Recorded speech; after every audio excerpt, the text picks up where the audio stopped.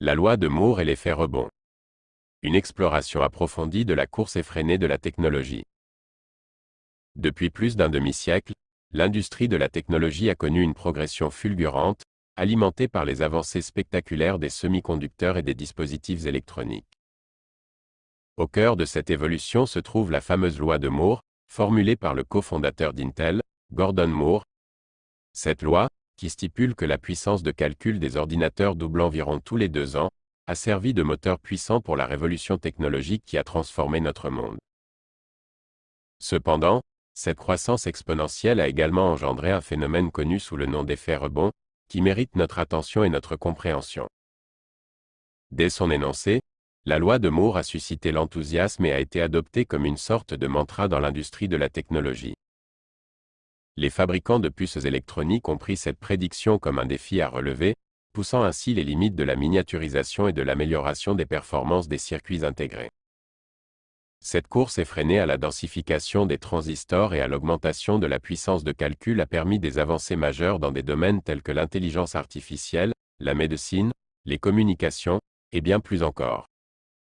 Cependant, à mesure que les capacités des technologies augmentent, de nouvelles problématiques émergent. L'effet rebond, également connu sous le nom de paradoxe de Zevon, suggère que malgré les gains d'efficacité et les économies réalisées grâce aux avancées technologiques, la consommation globale de ressources ne diminue pas, mais augmente même de façon exponentielle. Ce phénomène est dû à la tendance des individus et des entreprises à utiliser plus intensivement les nouvelles technologies, créant ainsi une demande croissante. L'effet rebond soulève des questions préoccupantes quant à l'impact environnemental de notre dépendance croissante aux technologies. La multiplication des appareils électroniques, le développement des centres de données et l'explosion des communications numériques contribuent à une consommation énergétique toujours plus élevée.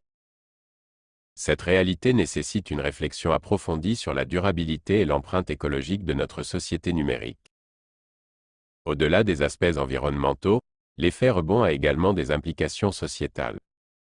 L'accès généralisé à des technologies toujours plus puissantes et abordables peut engendrer une dépendance accrue, des inégalités numériques et des risques pour la vie privée. De plus, l'obsolescence programmée des appareils électroniques et l'accumulation rapide des déchets électroniques posent des défis majeurs en matière de gestion des déchets et de recyclage. La loi de Moore a été le moteur d'une révolution technologique qui a radicalement transformé notre monde. Cependant, son impact ne se limite pas à une simple progression exponentielle de la puissance de calcul. L'effet rebond nous rappelle qu'il est essentiel d'appréhender les implications économiques, environnementales et sociétales de cette course effrénée vers toujours plus de technologies.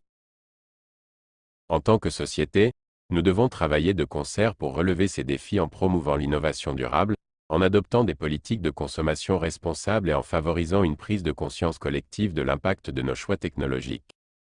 Seulement ainsi pourrons-nous bénéficier pleinement des merveilles que la technologie moderne a à offrir, tout en préservant notre planète et en construisant un avenir équitable et durable pour tous.